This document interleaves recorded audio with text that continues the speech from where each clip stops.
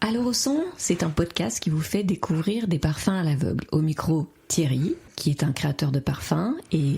blogueur sur Olfactorum. Bonjour Christelle. Bonjour. Et donc moi, Christelle, qui aime bien les parfums et adore en découvrir.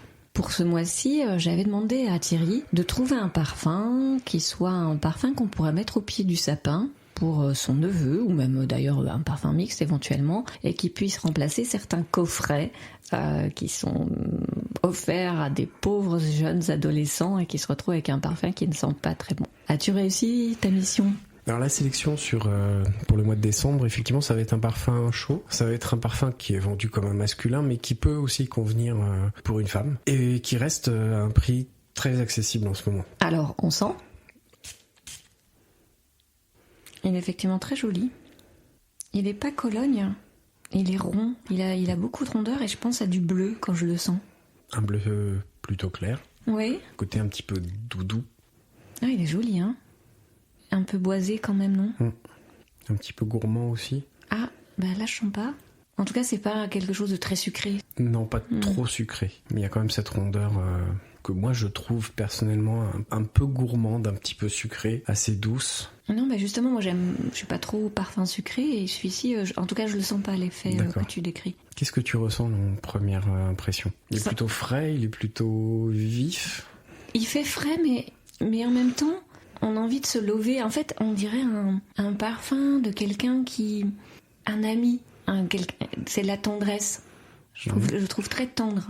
Et je suis complètement d'accord avec ça, ce côté un peu cocon, très rond, très rassurant, confortable aussi. Oui, ça fait pas l'effet drap frais, tu sais, comme on peut dire, mais oui, il est réconfortant.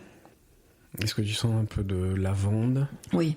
On sent quand même un peu, on sent bien la lavande quand même, avec des notes un petit peu montées aussi.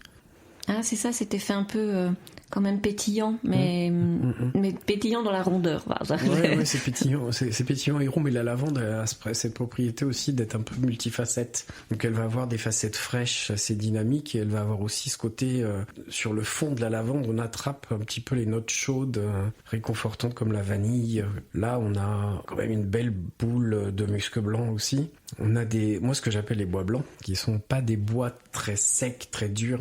Ça va être des bois comme le santal, le cèdre, qui sont très doux, qui sont caressants presque. Puis on a ensuite une note qui est pas forcément perceptible, mais qui est bien présente dans le parfum, c'est revendiqué en tout cas.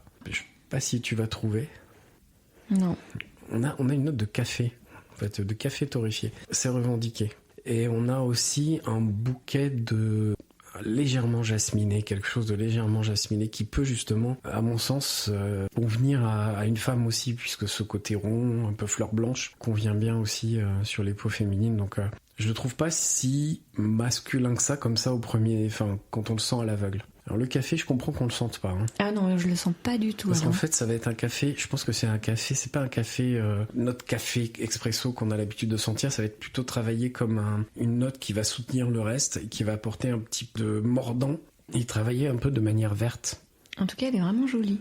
Et alors, c'est quoi ? Alors ce parfum, c'est un parfum qui est quand même d'une marque très connue, puisque c'est Rochasman, qui a été lancé il y a quelques années maintenant, qu'on peut trouver très facilement, j'ai vérifié, aux alentours de 30 € sur internet notamment, sans citer de site en particulier. Et je trouvais que justement il fait le lien masculin-féminin. 30 €, ça reste relativement accessible pour un 100 ml, parce qu'il me semble que c'est le 100 ml qui est autour de 30 €. Et il est disponible ainsi en version un peu plus intense, qui est légèrement plus concentrée, sans que la note change vraiment. Je trouve qu'il se prêtait bien au mois de décembre, avec ses notes un petit peu gourmandes, un peu chaudes. Pour Noël, ça peut être réconfortant. Et comme tu dis, Christelle, se retrouver avec des amis, bah ouais, si on a des amis qui sentent ça, et qu'on a un parfum qui nous fait sentir bien avec des amis, c'est plutôt agréable, je pense. Si on cherchait un peu dans la même famille, quel autre parfum on pourra aller découvrir ?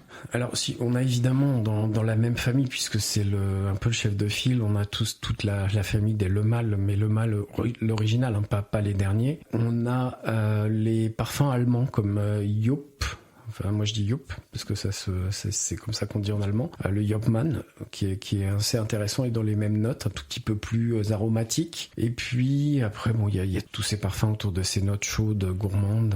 Et sur la note café, il y avait Amen Coffee, qui n'existe plus. Et moi, j'en ai découvert un récemment qui est plus cher et d'une marque pas très connue, qui s'appelle Coffee White Flower, qui est une association de café torréfié avec une note de fleurs blanches. Mais là, on est vraiment sur un café latte à l'italienne, très original. C'est la marque Boho Bocco, qui est une marque polonaise. Et voilà, si vous cherchez un café plus approfondi que Roche Hasman, mais bon, c'est beaucoup plus cher aussi. Voilà, je vous conseille celui-ci à découvrir. Donc moralité, si vous voulez faire plaisir à votre neveu ou à votre nièce d'ailleurs pour pas très cher à Noël, eh bien on vous conseille donc Roche Hasman de Rochas. Eh bien merci beaucoup et puis au mois prochain pour une nouvelle découverte. Au mois prochain, Christelle. Au revoir.